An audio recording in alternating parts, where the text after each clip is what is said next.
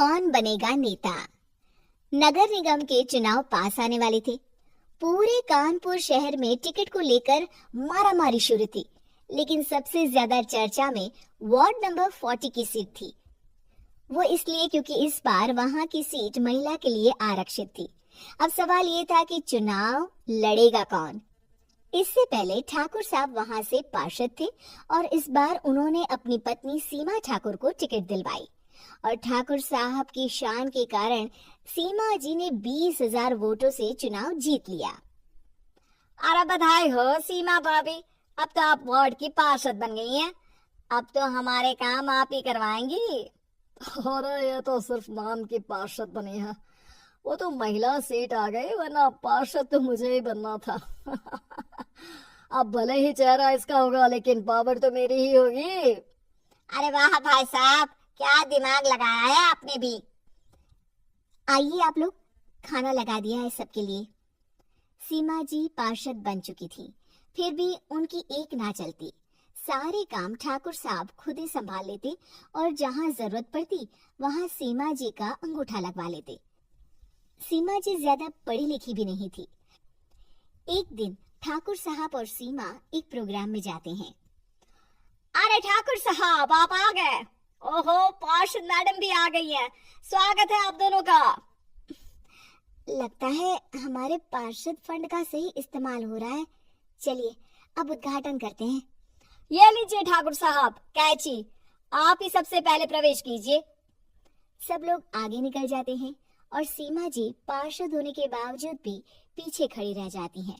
वो देखती हैं कि वेलकम बोर्ड पर उनका नाम है, लेकिन महिला होने के कारण कोई उनका सम्मान नहीं कर रहा। अगले दिन एक आदमी उनके घर आता है। अरे ठाकुर साहब नमस्कार। कल ना हम नोटिस किए कि हमारा घर तो अवैध है और नगर निगम वाले उसे तोड़ने आ रहे हैं। अरे कुछ कीजिए ना ठाकुर साहब। देखो भाई, मैं तो ज्यादा कुछ कर नहीं सकता, पर अगर तुम सबकी जेब गर्म कर दो तो कुछ हो सकता है।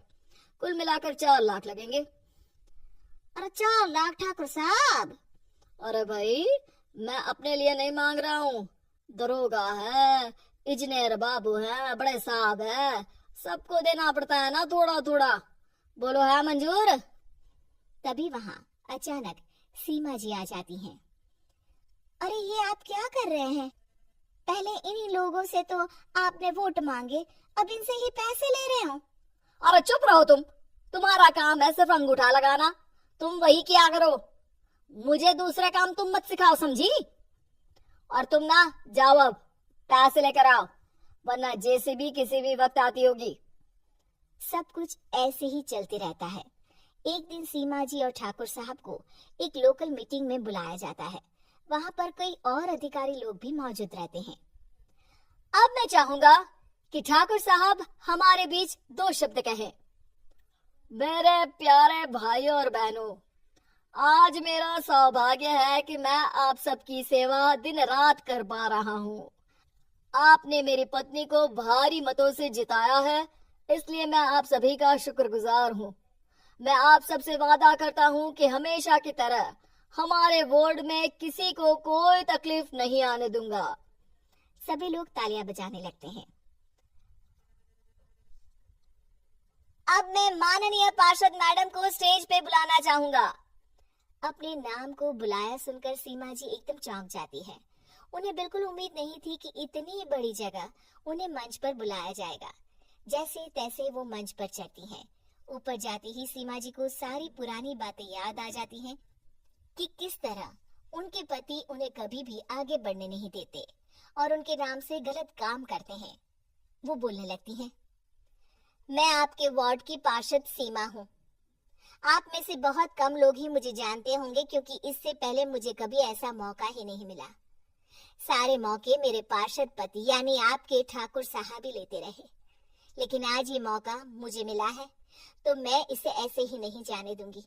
मैं आपको ये बताना चाहती हूँ कि आपके ठाकुर साहब मेरे नाम की आड़ में गैर कानूनी काम करते हैं, जिस पर अंगूठों के निशान मेरे होते थे।